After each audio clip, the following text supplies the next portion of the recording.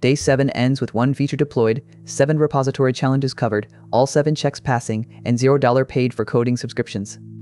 But the hardest moment was not deployment. It happened on day 4 when a useful preview feature opened a shell injection path. The free stack could write code. Could it stop bad code from shipping? So the clock resets to day 1. One repository has to survive a bug, a front-end feature, a multi-file refactor, a dangerous pull request, repository rules, parallel branches, and deployment. 3 walls decide the answer: reliability, hardware, and integration. The week uses replayable fixtures with product behavior tied to primary sources. This matters now because the paid baseline changed. GitHub replaced premium requests with usage-based AI credits on June 1st. 1 credit equals 1 cent, and long agent sessions cost more when they consume more model tokens. The paid stack is becoming a meter. The open stack is becoming a trade. The replacement is 6 connected surfaces, not 1 magic app. Qwen Code owns the agent loop. Ollama owns model serving. Zed holds the editor and terminal. GitHub owns history and review. Coolify represents self-hosted deployment. OpenTelemetry makes the run inspectable. If one handoff breaks, the stack stops feeling free. Day 1 starts with a real seeded bug. Patch Bay adds spend instead of subtracting it, so a 10,000 cent limit and 3,500 cents spent returns the wrong remainder. The corrected function clamps the result at 0.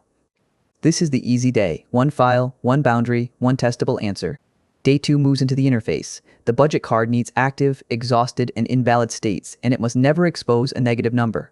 The same repository stays open in Zed, while Qwen Code remains a terminal thread beside it. This is where a free stack must feel continuous, not merely possible. Day 3 expands the change across files. Validation moves into 1 backend module, the budget function imports it, the interface keeps the same contract, and verification still passes. The code is not impressive because it is large. It matters because a refactor can preserve behavior while moving responsibility. Day 4 is the first real wall. A preview helper concatenates a branch name into a shell command.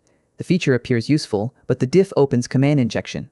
The review blocks it, replaces shell execution with an argument list, and validates the reference. A task can look finished while the pull request is still unsafe. GitHub documents the operational answer. Required checks can represent tests, scanning, and deployment status, and protected branches can block the merge until they pass. The agent may find the risk. The repository must enforce the stop. That distinction is the center of this week. Day 5 asks whether the stack can learn the repository instead of guessing it. AGENTS.md says money stays in integer cents, validation belongs in 1 module, and verification runs before merge. Zed warns that external agents only read project instructions when the agent supports them. A file is context, not enforcement. Day 6 splits the repository into 2 real Git worktrees. 1 branch polishes the interface, while another writes documentation. Both commit independently, and the main worktree remains clean. Qwen Code now offers 1-click isolated sessions in Web Shell. Parallel work becomes safe only when file state is actually isolated. The timing is unusually relevant. Qwen Code shipped real-time steering, worktree isolated sessions, built-in web search, rebuilt web fetch, and whole-turn multimodal routing in its July 23rd releases. Those features close several workflow gaps. They do not prove that a local model on this laptop can use them reliably. Day 7 merges the safe feature, runs 7 deterministic checks, starts a local HTTP service, and receives a healthy response. Cool if I can supply the self-hosted deployment surface, pull request previews, web terminal, monitoring, and notifications. The software is free. The server, backups, updates, and electricity are not. The monitoring proof follows OpenTelemetry's agent shape: 1 invoke agent span with child reads, edits, tool execution, deployment, and health check.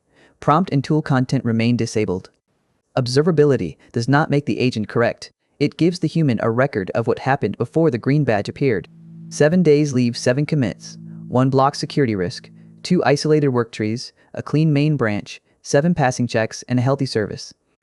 The stack reaches the finish line, but the result also exposes what the $0 label hides. Every seam is now yours to configure, inspect, and maintain.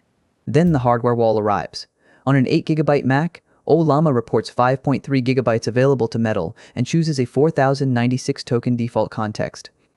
Its own coding guidance recommends at least 64,000 tokens. The software costs 0. Serious local context still asks for serious memory. Paid tools still win when the missing integration is the product. Managed frontier capacity, first-party autocomplete, polished review surfaces, cloud agents, fewer configuration seams, and support when the workflow breaks. The free stack wins on control, local data paths, inspectability, and zero recurring software subscription. Neither side erases human review. So can a $0 AI coding stack survive a full work week? As a coherent workflow, yes. On an 8GB laptop with no coding model installed, the local promise stops at the hardware wall. Use the OpenStack as the default lane when control is worth the setup. Keep paid capacity as the emergency lane when delay costs more than the subscription. The honest $0 stack is not free work. It is a decision about where the cost lives. Build, ship, scale.